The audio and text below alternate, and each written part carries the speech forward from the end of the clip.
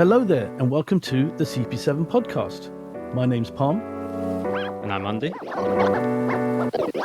And together we are Chrono Passion 7.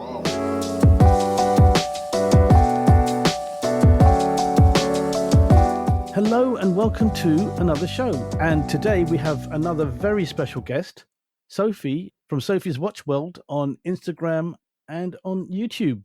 But as we always do, first thing in, a quick wristwatch check. Welcome, Sophie. And what have you got on the wrist? Hi guys. Yes, today I am championing British watchmaking. So I have the Fears Brunswick Aurora in 40 millimeters, and it's a mother of pearl, gorgeous piece. And I am quite in love with it, I must admit. It's on loan, so it's not actually mine. Very nice watch. Andy, I hear you've been shopping. Yeah, I have. So I've had a bit of a reset recently in my collection. So I touched on that on a previous episode, and I took fast and immediate action, it would appear. So I picked up a very nice Rolex 4-digit Oyster Perpetual. It's a 1007. Being a James Bond fan, I love that reference because it's got 007 at the end, which makes the watch even cooler. And it has an insane tropical dial, and it's a proper tropic dial, as in terms of it's when Rolex was using a certain kind of lacquer on the dial that they didn't know it would cause this reaction with sunlight. So obviously tropic comes from being in warmer countries and in the sunlight so much, which over time causes this natural defect in the lacquer. So it's not like, other kind of tropic dials out there what's had maybe say some kind of water damage. It's actually just a defect of Rolex. And as everybody knows, Rolex nuts, because Rolex are so perfect, whenever there's a defect, what's naturally caused from the manufacturing process, it always makes it quite desirable. And I love it. It looks black in certain light, like it originally was. In other light, it looks purple. In other angles, it looks like a chocolate brown. I just really love it, and I really love having a Rolex on my wrist again. So that is what I'm rocking. I could speak the whole show about it. That's how smitten I am with it. But we'll maybe do a Rolex show. I think I've got a lot to say about Rolex at the moment, and maybe that's a show for another time, which I know Pam would absolutely love. So, without further ado, Pam, what are you rocking? Well, firstly, welcome back to the club. I am wearing, and we're talking about British watches, my Smith's Commando, a watch I bought from Time Factors. The Smiths, as a British brand, has quite a rich heritage.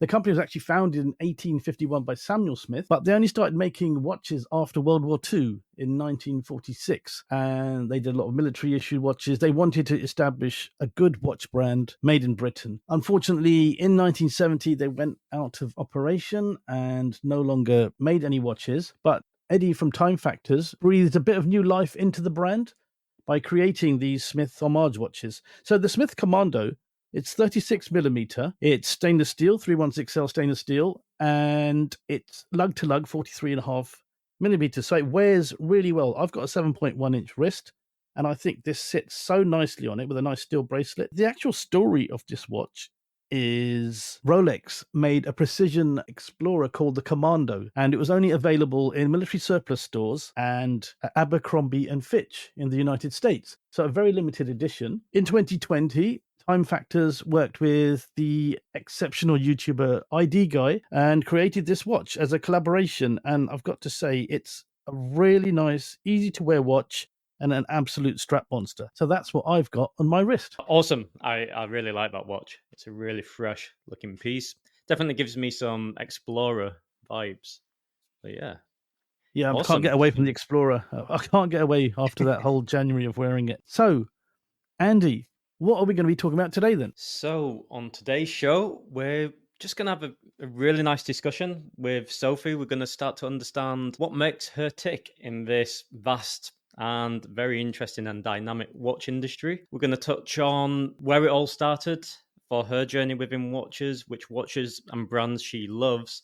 And then to round up, we're going to touch on British watchmaking, because all three of us being British, it's a perfect opportunity just to share our feelings around what's going on with the industry just in general, and some of our favorite brands, what are standing out to us at the moment. And I am sure we're going to be a little spontaneous today. There could be some interesting debates also coming naturally into the conversation. So yeah, sit back, relax. I think it's going to be a great episode. So, welcome to the show, Sophie. Hope you're well. Just tell us and our listeners a little bit about yourself and your place in the watch world. So I'm quite new to the watch world. I live in Switzerland, which is kind of an epicenter for watches. I don't know if you knew that. We've heard something along those lines, yeah. And so El Grincho, my husband, his nickname, he's a bit of a watch geek. And last year it finally started rubbing off on me when he was talking about his 40th milestone watch. And he was really deep diving to find what will be this milestone watch. We were watching videos, about effing time, Brit Pierce, all of this. Really, what is it going to be? And it was a real drama in our lives. Obviously, we hadn't started the podcast by then, otherwise you'd have been listening to us. And this as well, yes. So I was very much on the peripheries of this, but then it sucked me in majorly, and I just found the whole thing fascinating. I got my first big watch in 2016, actually, a Rolex. So you'll be happy, guys. My Rolex OP, my beautiful little 26 millimeter pink dial, gorgeous watch. It was my one watch for years. And yeah, so I didn't think anything of it. I was like, well, I've got my Rolex. My life is good. Everything's well with the world. And yeah, so I had that. And then I also bought a vintage Omega Seamaster for my husband as a gift in Brighton, from the 50s. Beautiful watch. Yeah, and he wore that as his dress watch for a while. He had the Rolex Milgauss. That was his big watch. But then last year, he's like, actually, it just feels a bit small in my wrist. And I was like, well, I'll take it back gladly. So now that's my watch. Jackpot. And yeah, I know, lucky me. The gift that keeps on giving back to me. So I just suddenly was getting really deep into this watch obsession and just trying to find my way through and what watches mean to me, because it's such a personal journey. 100%. You have so many types of enthusiasts and collectors. It's like, well, where do I stand in this? Like, is there anyone like me? And I had a drink with a girlfriend, and she was like, you're so stylish. Why don't you do social media? Like, I'm sure people would love you. And I was like, yes, I am. I'm going to start my own page. And just organically, it just quickly became a watch page because it's just where my brain was. I can't get away from watches. I think about it all the time, much to the annoyance of everyone around me. I'm sure you guys join the can club. relate, We are right? all, yeah. we're all It's a afflicted. The disease. afflicted. That's what I call us. Yeah. It's an absolute disease. And I honestly, for me, it's watch first, outfit second. And then just my collection just grew last year, and it's still growing. And just what I really like neo-vintage aesthetic a lot. And then I discovered a bell. So any of my followers will know my strange and hardcore obsession with a bell, to the point where I've made basically an ode to a bell on a YouTube episode. And I just think they're fantastic. Do you guys know a bell? Yes, we're familiar. Yeah, so I think My Andy stupid question. has one. Of course, doesn't he? you guys do. Funny enough, yeah, I have on loan to me by a good friend. The El Primero bell. So it's I'll show you wow. later. It's in the watch roll at the Oh moment. my goodness, but, yeah. Yeah, but my friends are very the wave bracelet. Yeah, the wave bracelet. Yeah, like my friends are yeah. very clever. They're like, "Here, take it, try it out," and then a few days later, I fall in love. Hey, I'll take it. Yeah, game over. But I'm being strong. The willpower's Game being over. strong. So my friend know he'd be listening. So yeah, strong willpower this time.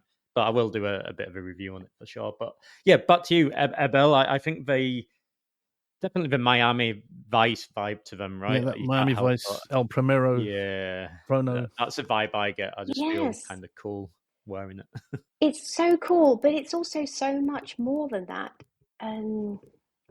They're the buzzwords, aren't they? But yeah, they're just a fantastic brand and such good quality. Even the modern ones, they are top notch. I have a big love for them. That's like my little niche in my collection, and I'm always on the lookout for a good example in the kind of my remit of what I like. And I love Cartier as well. I'm a real Cartier fangirl. I mean, it just suits me very well. That kind of pure design, elegance, so well made. I don't know. I'm still finding my feet as a collector, as an enthusiast. And I believe it or not, I don't own a dive watch. Okay. I have a chronograph, but it's a MoonSwatch. Mhm. So yeah, I'm still at the beginning, but I'm taking everyone along with me, and I think that's probably quite charming for people Yeah. because I'm not someone pretending I know everything about watchmaking and things like that, but I am absolutely passionate about finding out, and I want to share my joy in discovering it all because I really am joyful when I talk about watches because they make me happy. They're like an extension of myself. Mm. And we're all complex people. We have different sides of our personality, and we can express that through the watches we wear. And yeah, I just want to sing it from the rooftop. Yeah, no, I think we're three kindred spirits here because that's exactly what we're doing. We're not experts, we're enthusiasts, and we want to take our knowledge and pass it on to everyone who listens to the show, as pretty much you're doing with your YouTube and your Instagram. So, a question, Sophie, from my side. How does the dynamic work? You mentioned, like collecting alongside with your husband. Do you find that you start to share quite a lot of the pieces? And how does that dynamic work? If you spot a certain piece, do you go, okay, let's get this one together? Or do you, how does it work? Or do you just buy what you want to buy and then you just steal each other's watches occasionally? That's a really good question. And you can imagine the heated discussions that come with that when we're looking at watches. Last week, I finally got my own watch box. So we officially have individuals. So we've separated the watch boxes in dramatic fanfare because I have more watches than my husband now. But he has watches that are 100% El Grincho watches. Don't touch them. Basically, like his Zenith Defy skeleton.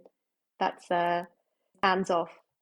There's something about that The Rolex watch, Milgauss. that Zenith Defy. It has like almost like a cult following because there are people who would just bypass it completely, but the people that have it are like, look at this, I've got this, I've always wanted this. Yeah, Precious. my precious.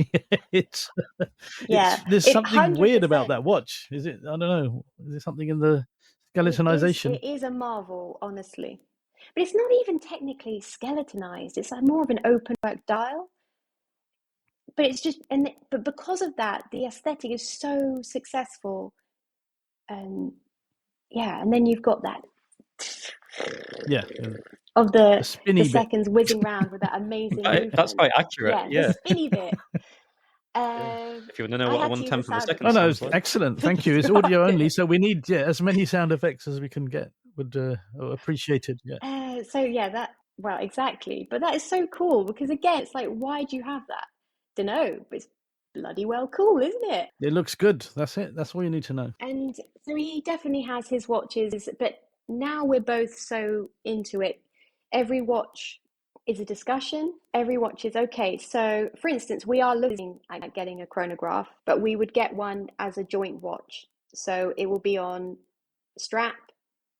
It will be no bigger than 38 millimeter. So we're looking at it from a size point of view. So something that can fit both wrists well, and something that we get the holes put in on the strap so we can easily just wear it without fanfare, without fuss. A lot of chronometers are quite big these days. What fits in? I suppose Zenith, Yes, El exactly. Primeros. They Zenith. okay, A384s. We are looking at the Zenith. Maybe we have a thing for the Zenith Revival, which is actually 37 millimeters, but wears bigger because of the lug to lug. But that's pretty cool. The Shadow.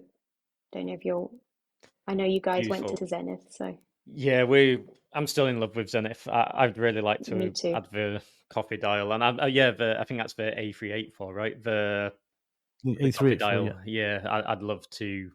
That's definitely one I'd like to add. It's just got a vibe to it, what I love. And I know for Palm, I think it's the Panda, right? You'd go for. I love that Panda. yeah. On the bracelet, on the Gay Freya bracelet, on the strap, I'm not that big a fan, but on that ladder bracelet, it's just they are really cool. superb. So we're looking at that, but also this year is my turn for a big watch. Because last year it was his turn for a big watch. Well, he actually got 4 big watches really last year. So yeah, my turn. For 4? Well, how many are you getting? You're getting 5 just to outdo him. No, 1. It will be for our 10-year anniversary, even though it's 9 years this year. But next year will be his turn for the watch. We'll spread out the cost, guys. You know it's an expensive So habit. very well thought out Yeah. here. Yeah, very well planned. So this anniversary will be mine, and next will be his. But we're still undecided because I think it will be a grey market purchase. So it's basically what's there. Well, you have a little list of criteria in your mind of what you want. But for me, it will probably be gold or white gold. It will be more of a jewelry watch because I don't have one. Okay. And I think it's about blimming time. Really? About effing time. Yeah. About effing time. But actually, I don't know if you find this, especially with watches, it's like cars and watches. What you start with, you go round the houses and you go through the outlandish to the what you'd never buy, and then you play it safe, and then you always end. Well, I find myself ending up just buying the first one I thought of in the first place, even though there's been a delay of about 4 months of research. I don't know if you find that. Yes, 100%. Although I would say I'm a very impulsive person. So, yeah, one day I'll be like not thinking at all about a watch. The next day I will see a watch and be like, that's mine now. So, it could be as quick as that. I think, Yeah. sometimes a watch just resonates with you, right? I'd say I am probably more on Sophie's side as well of being quite spontaneous. I make decisions quite quick. Yeah. Palm's very reserved, very calculated. And to be fair, I think his approach does work because I've never heard him complain about his collection. As I'd be like, yes, I love this. And then like 2 weeks later, I hate everything. And it's gone. Yeah. Then it's gone. So, but do I get a moment of excitement? Yeah, of course. Just on the, I can't help but think when you're saying like a celebration jewelry piece, the first brand, what screams elegance, class to me, other than obviously Cartier, Piaget. Have you ever thought? Well, it's either or, Andy. Okay. For me, it's either or. Beautiful. Yeah, I think I'm steering more towards Cartier. Okay. But if the right Piaget came along at the right price, it would be game over. But it's all about what's there and what's there, really. Yeah. Yeah, it's a tough one. Like for me, I keep thinking about the Piaget Polo, like the original Polo. Oh, yeah. The vintage one, yeah. Yeah, the original Piaget Polos are really what, to me, that represents the peak of the brand. And what the new Polos are currently, to me, that represents a brand what's a little lost at the moment. However, I think that might change in the near future. I think they're finding their way again. I mean, last year with the GPHG Awards, and just they're exquisite jewelry makers as well as watchmakers. Sometimes you just stick to your lane and just be excellent at it, in my opinion. I think the changing of the polo to make it look like an aquanaut, it hit them hard actually, because they had their own image, they had their own identity, they had their own following, and then to try and almost be a bit Patek-ish with that model and trying to make that their most, and I think that it's possibly their most popular watch. Yeah, I think it kind of took a little bit away from the brand because it was so unique. The stone dials, the step case dials, the precious metal, everything. It was just such a beautiful and exquisite experience to just look at one, let alone own one. I just think they did take a bit of a hit trying to go down this what's popular route. That's just my 2 cents worth on Piaget. You nailed it. Exactly the same feelings I have there. Yeah, 100%. But also the audacity to call it a polo. I know, it's an aquanaut lookalike. What's it called? The water polo or something. At least come up with a different name. The water polo. Yeah. Right. Okay. So, and you give us a bit of an insight on what this precious metal watch, this white gold watch is that you're looking at, or have you got a few? No, you can't tell us. Okay. No, because I know what watch I want, but I can't buy it now, and I don't want to Same. Okay, fair Yeah. enough. Yeah, you don't want someone to bump the price up. Well, I know she's yeah. after one. Yeah. Well, Double the price. on Chrono Passion 7, if we say something, it goes pretty viral, very It quickly. goes viral. Yeah, It's you won't be able to viral. afford it after Yeah, this. Yeah. the millions of dollars.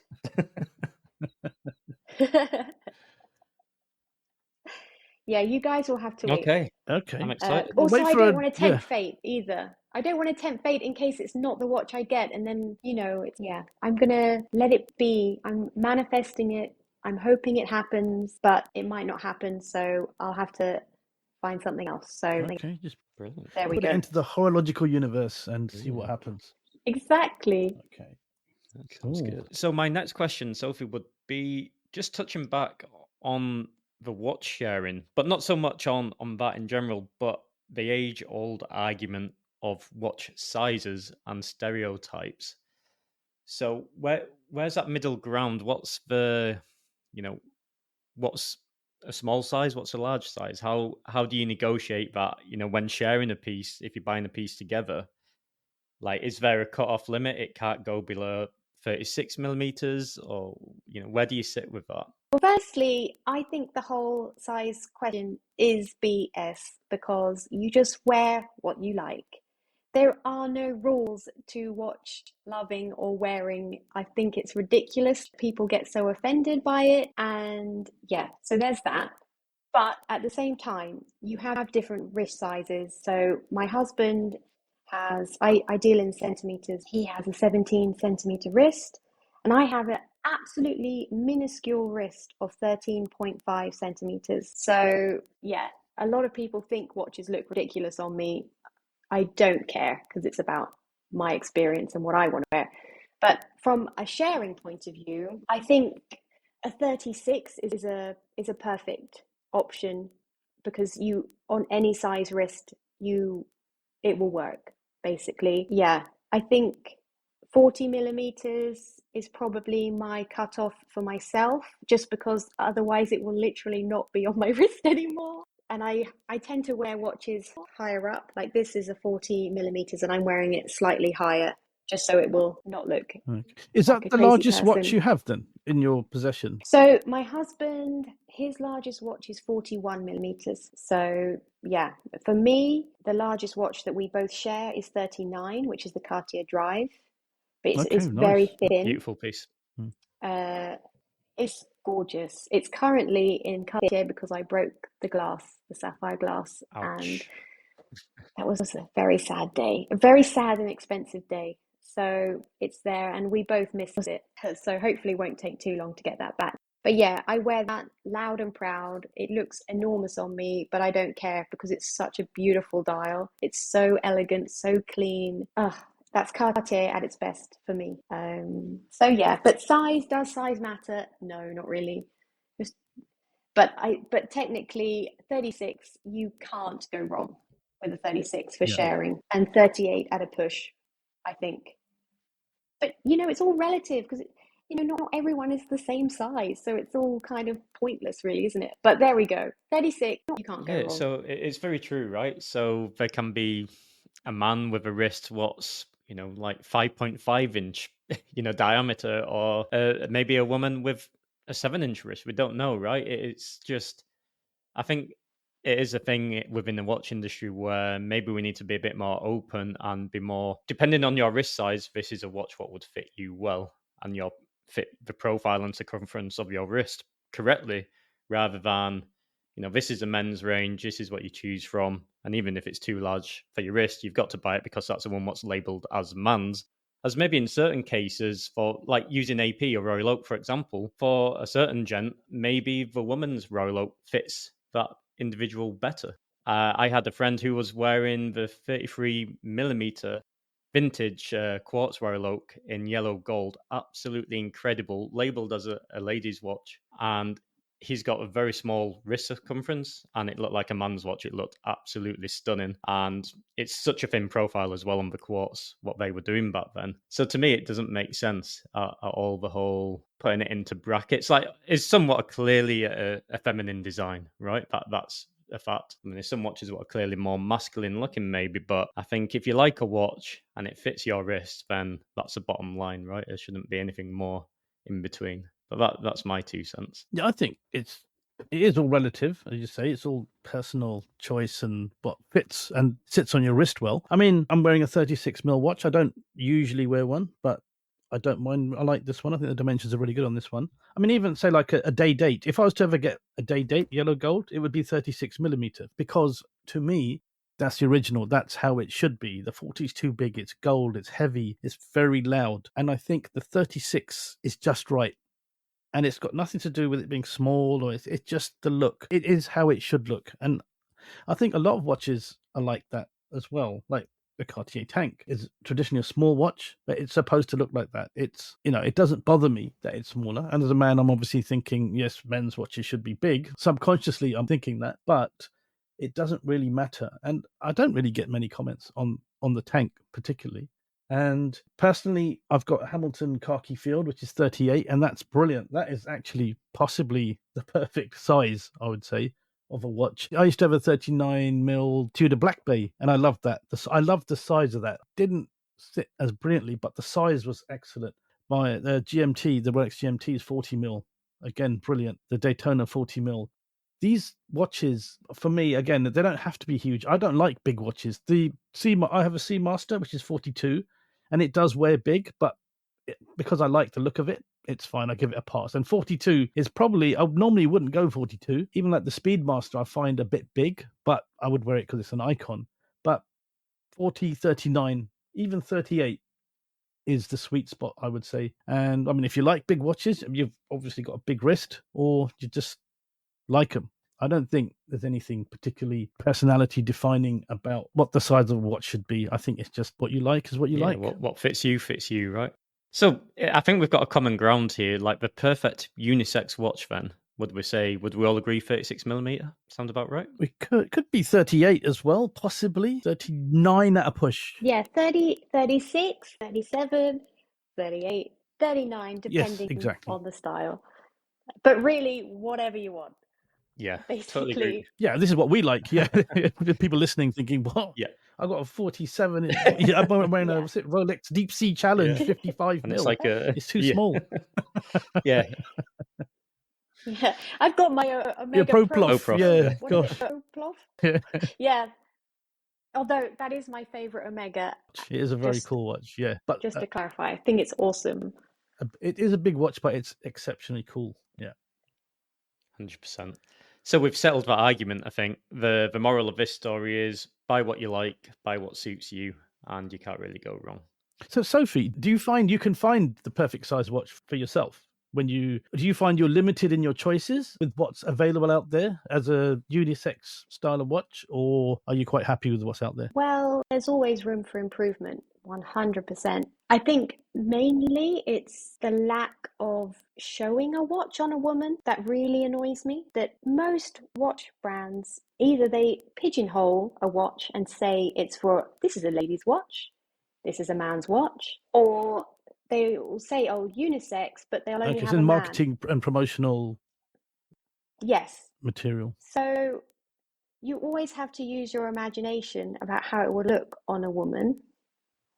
And that annoys me because it's kind of literally eliminating 50% of potential buyers just because they haven't bothered to just take a picture of a woman wearing a watch. But also, as someone who's very style-based, I think it's important to show how a watch looks in different outfits and different styles. And I don't think that watch companies take advantage of this enough. They just have close-up shots of a wrist without any context, and that annoys me, which is why I make a big thing of showing how a watch looks in certain ways, in certain styles, how versatile a watch is. Because if you're spending a few £1,000s on a watch, a few thousand francs or euros, wherever you are, you want to know you can wear the thing, right?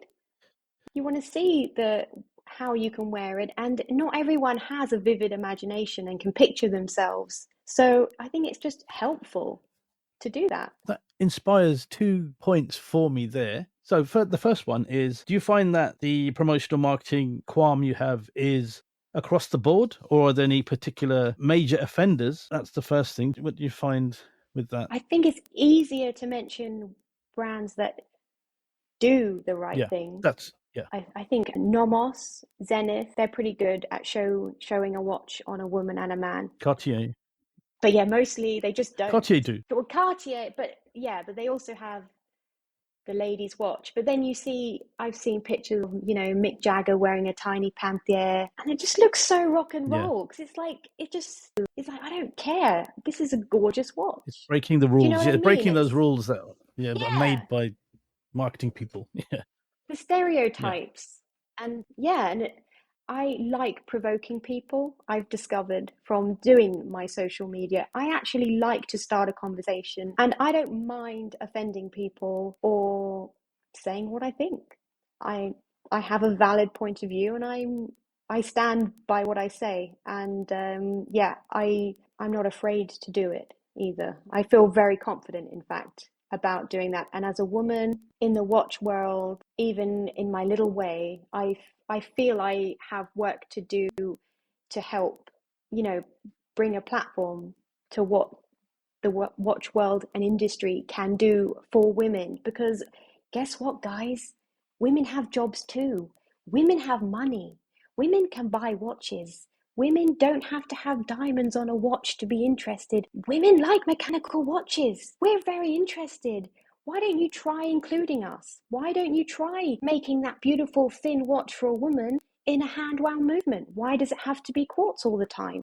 We are interested, we are here, we have money, and we want to be heard, and we want to be seen. And I'm done with it. I'm ready to say what I think, and I hope people will listen and be open to change as well, because it's such a small change. Brilliant. Yeah, you had me lured in there. So if everyone listens, the watch world would be a Yeah, I much better agree. place. No, that's a very strong point, and I think that's very valid. There was very powerful words there. No, that was very powerful. I admire your knocked you off passion, your and yes, feet. you belong on Chrono Passion 7 because you are showing Passion your is passion, yeah. and that's what we're all about. And the second point from what you said was about style and how you want to style a watch, and I'm quite big on this. And it's all the wrist, all focused on that. And what makes me ask this, or ask you if you agree with this, is Hodinkee did recently a video on Paris Fashion Week. And did you see that one? I'm not sure if you saw it, but check it out, guys, if you haven't seen it. And I think it was a 3-parter. And it was about fashion and the watch industry. And they showed a lot of people who buy watches, high-end watches, vintage, not just, flashy watches, but because the watch industry and the watch buying target audience is getting older and it needs to be younger, and the way to do that is through style and fashion. And they say on the one hand you've got fashion which breaks all the rules, which doesn't care, sets new boundaries, there's no controlling that. But the watch world is very controlled, very dusty, it has to be done this way, it can't be done that way. And to marry the two is the biggest challenge that the watch industry has. There are people who are doing it now, and I found that fascinating. I was wondering what you think about that particular aspect of it. And of the two, can they be one? Oh, 100%.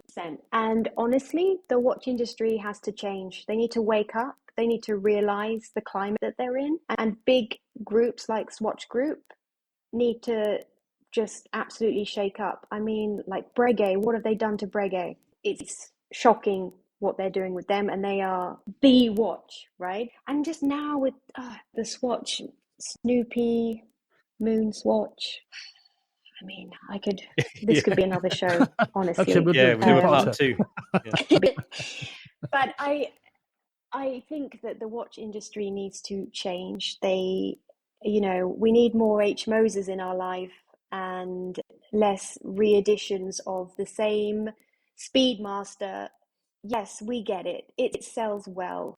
But now you need to stop resting on your laurels and design a new watch that isn't anything else, that's its own thing, a new watch. Okay? I know a lot of watch enthusiasts and collectors love modern Omega, but for me, no. It annoys me because it feels like a cash cow. It feels like it's purely money making, and there's the same story over and over and over again. And then the audacity to put 4,000 quid on this Dark Side of the Moon Speedmaster from the other one, 4,000. Like, where has this 4,000 quid come from? I'd love to know. What's a little rocket ship that they've added on on the another? Speedmaster racing, but even like JLC and the Reverso as well. That price is just going up and up and up. There's no reason there's for no it, new and it's innovation. not updating in any Yeah. way. None. Yeah. Yeah. So I could rant a lot about this, guys. So the answer to my question I is think yes. You think there's Yeah. a place for fashion and the watch world to meet? Yes. 100%. Yes, and the new Audemars Piguet, it's the year of the woman. I don't know if you guys realize that. For AP, their focus is specifically on women, and I think that's incredible. And this new design they've come up Tunnel with, dial kind of like a tourbillon. it's kind of like the disc. Yeah. yes, finally something interesting in design. It's not Marvel, it's not Yeah. weirdo Spider-Man. I'm so glad you Oh, said that, because yeah. we feel the same. Less said about that, the better. Yeah, I think most people feel the same about that. But they were also saying the AP is a good one that you picked up on there. Sorry, because again, I've also been reading that the offshore could be reinvented, even though they could make it smaller. Or I mean, 44 or 42 is too big because it's a chunky watch anyway, and that's where they can really be creative with colors and designs, and it's. Yes, they should take a leaf out of Panerai's book. Panerai have been so successful in getting with the times and going smaller on their watches to great success. And the Luminor Due is a beautiful watch, and I want one.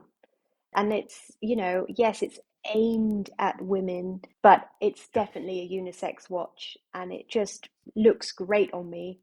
I loved it when I tried, and and it would look good on our Grincho. And they've got the 40 millimeters now. Yeah, Panerai are a really good example of how they're listening. They understand that they have a very distinct design aesthetic, obviously, but they understand that, maybe not everyone wants to wear a 45 millimeter cushion on their wrist anymore, and they've catered to that. So yeah, AP could do the same for sure. You can still be chunky and funky, but smaller, No, right? I think it's of course really why not? important. Yeah. So at least some watch brands are taking some steps. Just in general, there's not enough doing it, right? We need a major brand to set the example, and maybe AP have a brand to do that by the sounds of it. I think one thing though, the danger of just AP doing it is that they're so inaccessible that no one's really it's gonna be your high-end fashionistas who get it, or people very lucky with a big spend history. Sorry, can I just interrupt? Because I totally disagree. I come from luxury fashion background. It comes from the top down. So you start with AP, and then it trickles down. You see it in the designs, what we have now. It's all from AP, Patek. It trickles down. It will take time, but that's how it works.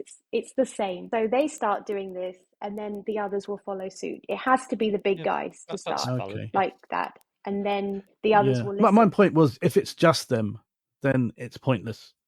It needs to be across the board. If it starts at the top and it trickles down, like in fashion and couture, yes, obviously the top end does it, and it trickles down to the high street and beyond. But when something's so inaccessible, almost becomes pointless. Yeah, AP's pricing is mind blowing. Yeah, that's and for availability. Sure. I mean, one, you have to have enough to buy it, and then you have to have the credit in their purchase history to actually or just own to be it. light enough to even go on the golden or list. Just to be, yeah. Literally. To actually get one at retail, it's again, what I'm saying is, I'm not saying doom and gloom. I think it should start at the top, but others should follow, and I'm hoping others do. Yes. That's the thing. It can't just stay at AP and tech, at that level. That's true. It has to trickle down. It has to. Smaller brands need to start doing it as well. You've got newer brands that do it from the beginning of the inception of their brand, and like that's really cool. But the big, yeah, Nomos. But even now, going to just crossing that bridge to the British watchmakers, you've got Christopher Ward, who are really good at including all wrist sizes. So obviously they launched 2 watches. So they got the 36 millimeter GMT, and then they've got the 12, and they've made the smaller watch COSC certified, so they understand that actually just because it's smaller doesn't mean it needs to be worse. Yeah. But even even like the PRX. PRX is a great example because the PRX 35mm, I love mine, and it's still 18 hours power reserve. It's the same price, and it's still amazing, the same amazing as the 40mm. And I think that is important. Yeah. So Tissot are doing it. So that, again, it's brands like that will make the difference, I think. Accessible brands. Yes. Yeah, for sure. And they are doing it to great success. I mean, most watch influencers Right. are doing my quotes. But so yeah, Sophie, if you can't see, obviously you can't see, is quote, air quoting they the hell either out of have, this. yes, but they, like, as a woman, they have a Tissot PRX. I've seen a lot of other women have a Tissot PRX because it's such a good looking watch. And you either choose a quartz because quartz is the original design, so that you're kind of feeling more of a purist, or you've got the Paramatic 80, which is cool because it's got waffle dial and it's 80 hours power reserve for under £1,000. I mean, what are we talking I'm about? glad you said the quartz is the purist because I own a quartz one. So yeah, that makes me a purist. Thank you. No problem. But I just love that they're both valid and both wonderful. There is no compromise on what you choose, and it's just a great watch. They really knocked it out of the park with that one. That was a one-off. That was totally unexpected, and it wasn't. There has been a huge trend of luxury integrated sports bracelet look watches, and they kind of, I wouldn't say started it, but they made it cool, I think. Yeah, mainstream. Yeah, they didn't make it flex. They made it, mainstream and cool. And accessible. But which is great. And I'm sure it brought enthusiasts to watch collecting and things too. 100%. Big time, I think. Yeah, the PRX has done wonders, I would say.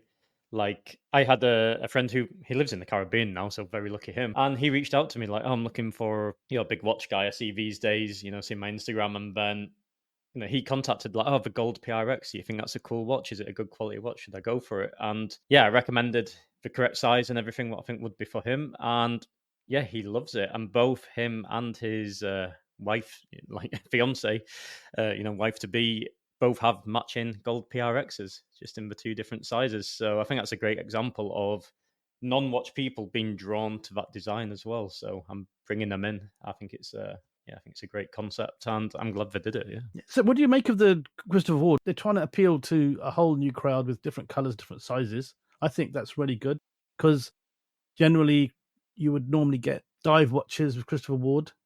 The Bel Canto, I think, really opened everyone's eyes to the brand. Amazing watch, a really exceptional watch. And the 12 really, that's when everyone started to, social media pretty much melted when the 12 came out, I think. And what are your thoughts on the brand as a whole? So I love Christopher Ward. I think it's hard not to love Christopher Ward because they are innovative and they don't charge you more than 3 times the price that it costs them. So at value, can you get any better? No. I recently had the Christopher Ward Moon Phase loaned to me, and it's just such a beautiful watch. I couldn't believe how beautiful it is, and it gave me all the feels. Unfortunately, it was just a little bit too big for my wrist because it was 40.5 millimeters, and I could wear it, I could rock it, but it still didn't sit quite right on my wrist. But if they brought that out in a 38, I'd be the first. I wouldn't be surprised if they did. To be honest with you, the way they're going, I hope so, because to me, I mean, it's a moon, right? I had a dream about this. I'll share my dream, like an actual dream, not like I had a dream, but I did have a dream, a vision of the marketing behind it, because it's the moon, right? Moon phase is a perpetual moon, 128 years, right? So a lifetime. If you have a his and hers size, it's honeymoon, your wedding watch. It lasts a lifetime, forever, just like your love. I just find that so romantic. Just made so much sense. You should be head of marketing. You're welcome. That is marketing genius. Oh my God, you heard it here first, Sophie. Yes, trademark. Don't you think that's such a lovely idea? Yeah, I'm full of ideas. Um, Yeah, yeah, really but I thoughtful. just, Yeah, And yes, because I can genuine even reason see as the well. picture, like together, holding hands, Mm. yeah, with the watch, like at the beach, and it's a full moon, and they're like on their honeymoon, wearing their it's watches a great together. idea. Yeah, so that's that. Although it's very un-Christopher Ward, because they're very not like that as they how they market. But yeah, I can imagine it, and I would be here for it. But no, I love Christopher Ward. I think they're doing great things. And the new launch of the 12 in those really fun colors that appeal to so many people. It feels very summery, very fresh. Yeah, the cost certification, the titanium as well. They're ticking all the boxes, Yeah, aren't they, They really? are. And They for the really are. price, so brilliant. Yeah, they're covering all bases and more, because they're not just doing the mainstream stuff like the 12, like the moon phase and the bel canto is innovation. I mean, they modded perpetual moon phase on a watch and made it £2,000. I mean, that's yeah, pretty impressive. But even again, with the GMT, that's the perfect travel watch for everyone. Yes, You don't have to have a big 40 mil, absolutely. 42 mil, something gigantic on your wrist now. It's nice and easy. It slips under a cuff. It just is easy to wear, and it's easy for mm, everyone to wear.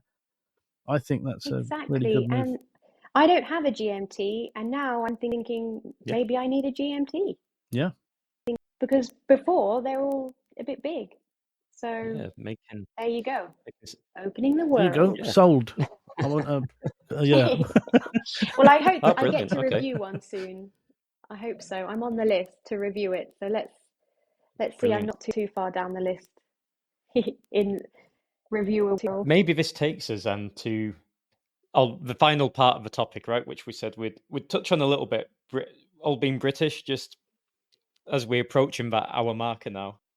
Just our general feelings around the British, watch industry and some key brands, what certainly stand out. I think as a trio, we can certainly agree on Christopher Ward is just one of the best value British watchmakers out there, right? And with Mike France at the top, just doing great things and bringing more with the alliance as well, which he put together with Roger Smith, right? The British Watchmaking Alliance, which Palm proudly is showing us his pin. So yeah, Cute. I'm a member, so that's yes. a great thing, right? They're doing moves to bring that community together. I think we have over 75 brands now under that umbrella, and stronger together is their motto. But yeah, enough of me promoting their alliance as such. But Sophie, what's your general feeling about British watchmaking to you? What does it, being a Brit, do you feel you need a British watch to, is it something you're very proud when you see made in England on your watch dial, for example? And how do you feel that the industry is doing at the moment? Do you think they're starting to make waves? Because going back to the 1800s, British made watches were 50% of the market share, and I very much doubt they are anymore. So we made big waves in the past. Can we do it again? How do you feel? 100%. And brands like Fears, the one I'm wearing today. I mean, that's family-run business, and he's revived the brand, Nicholas. He's revived the brand after nearly 40 years out of service, and I just think he's doing wonderful things. Such beautiful design, and it feels British. I look at it and I can relate to it. As a British person, there's something British about it. I can't even put my finger on it. Maybe it's the slight quirkiness of it. There is a quirkiness, and I think we, as a nation, we're kind of quirky, aren't we? And I love that. Same with Mr. Jones. Yeah. There's such Great watches. quirky Yeah. Love watches. those. I have the Very Late Again, and I absolutely adore it. And it's so well made for the price. But I just love how quirky it is, and it's that sense of humor about it. Yeah, I think British watchmaking is doing wonderful things. Then you've got there's like the Scottish contingent as well, like the Anordane. Oh my goodness, how I would love to own Anordane. Those Those enamel dials. dials. Yeah. Incredible, Beautiful. yeah. Oh my Yeah. goodness. I think the waiting list is probably as long at the same like AP. That's quite an achievement, yeah. Yeah, you have to register your interest. You can't just buy one. But I think it's about a year or two, 'Cause- isn't it? I don't think it's like 10 years. Well, to AP's not wait. that bad, but AP promise a year, but No, I'm AP not isn't sure. that bad. Well, that's They what I said promised to a me. I'll year. let you know Okay, in well. when does Yes. that time come? May time. Yeah. They just said they'd let you know. They They didn't said say in you could one get one. year. That I get. I'll I let you should know get. in a They year. said it'd take a year. Yeah. We'll let you know. No, in the year. Don't ask us. Don't call Yeah. us. We'll call you. I'll be still talking about that. But then you've also got the watchmakers that are kind of more, I don't know, kind of more rugged. You know, like you feel like Land Rover, this kind of feeling Yeah. of Britain. You've got Bremont, Elliot Brown. you've got Yeah. Vertex. This kind of Elliot Brown does a Land Rover watch. Elliot Brown, Yeah, very yeah. tough Bamford, of watches. course. Very, very Bamford durable. watches.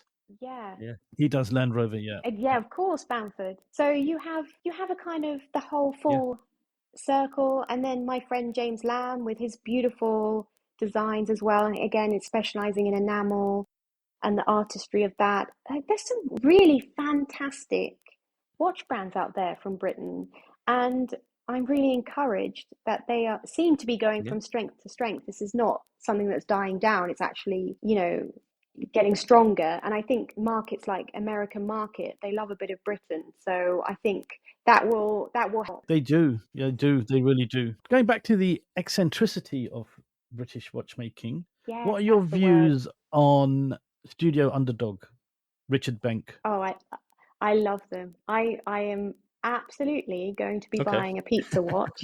Excellent. I have pizza every Friday. It's not Pizza going to make you night, hungry all the time. Friday, and I need that Yeah, watch. perfect time to wear the Fridays. watch. Only Yeah, wear it on yeah. a Friday Otherwise, night. you're going to want pizza Yeah, cravings. exactly. It will Yeah. be my Friday watch. 100%. And guys, Yeah. it is a chronograph, right? So I am in the market.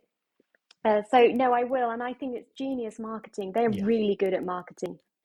Studio Underdog, Amazing. absolute chef's kiss. That you have to be a watch enthusiast to get your hands on a pizza watch, and you have to interact with them, which is just, it is genius because they're obviously online only. So they're breaking that wall, and it's just wonderful. And I think it's really fun, and I think they're doing great stuff. Yeah, their field watch with all the loom. Yeah. Yep, the The new number field watch. 2.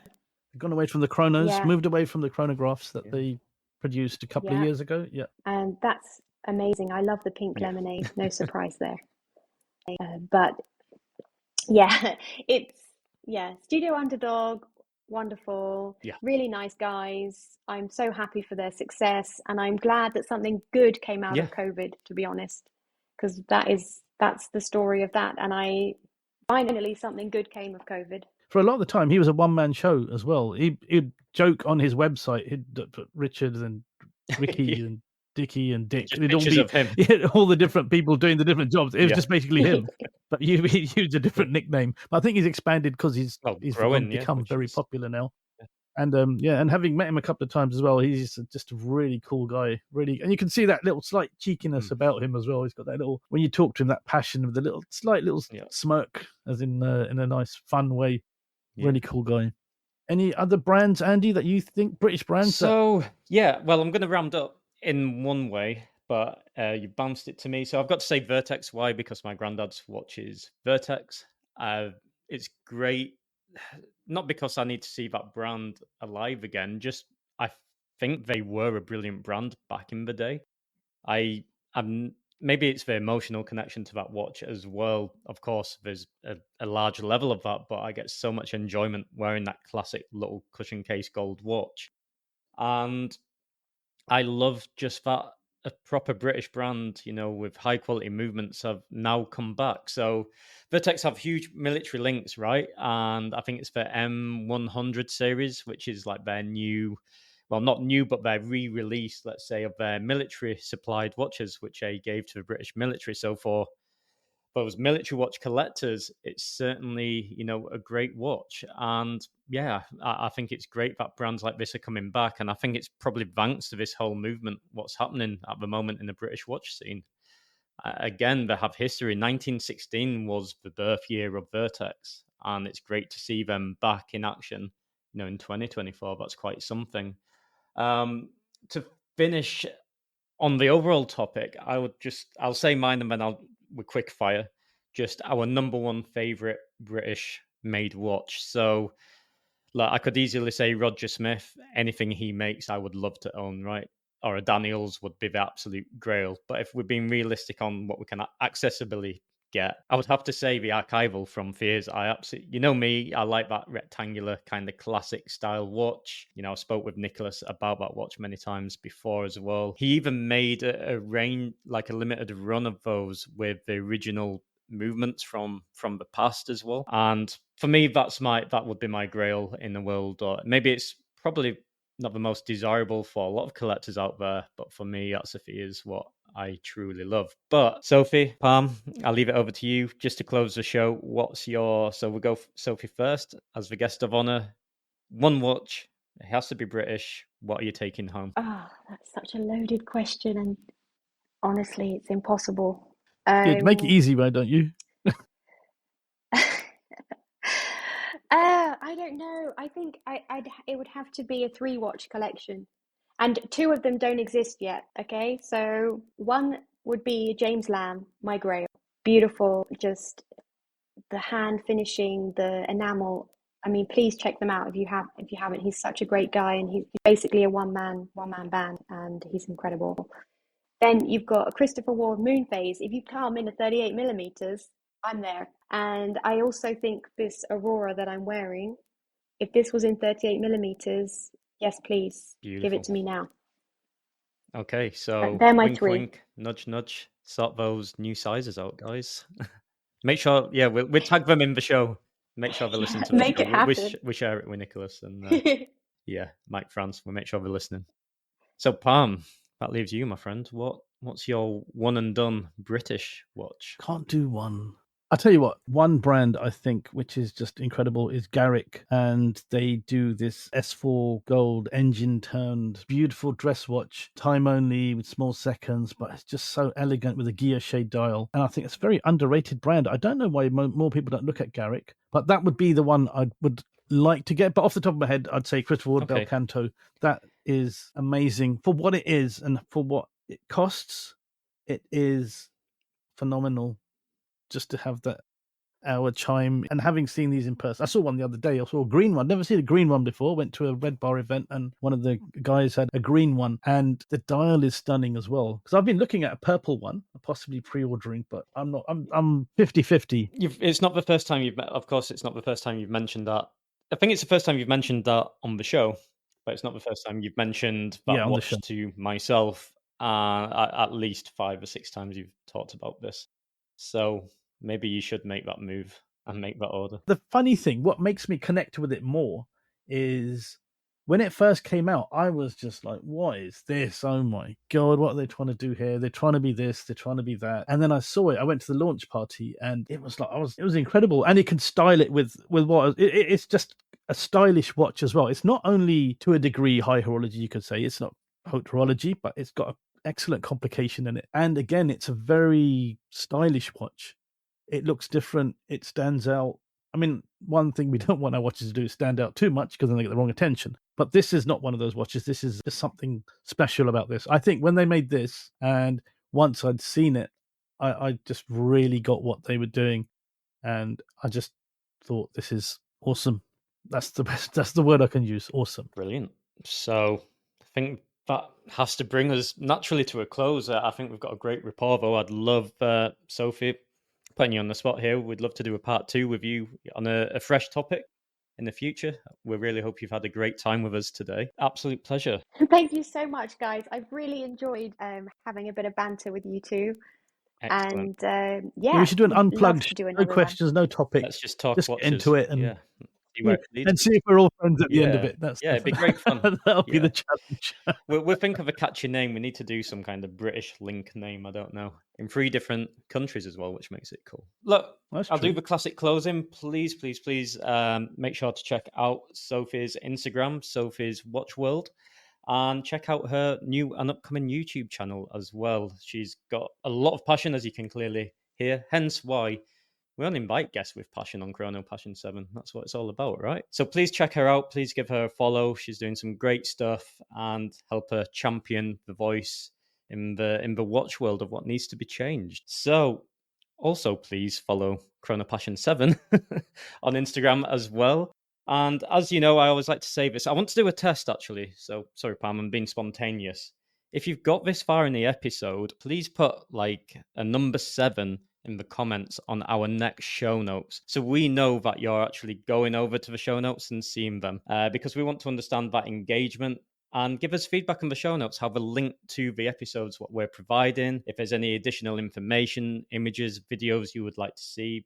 We're here to provide quality content to you. So your feedback, your voice is extremely important to us. So yeah, do us that little favor. Just give us that 7 to acknowledge you've heard this message today. I know it's a long show, so only dedicated fans maybe make it this far. But as always, that is goodbye from me from this episode. And thank you once again, Sophie, for been an absolute great guest to have on, and it's been a pleasure to talk with you today. Thanks so much, guys.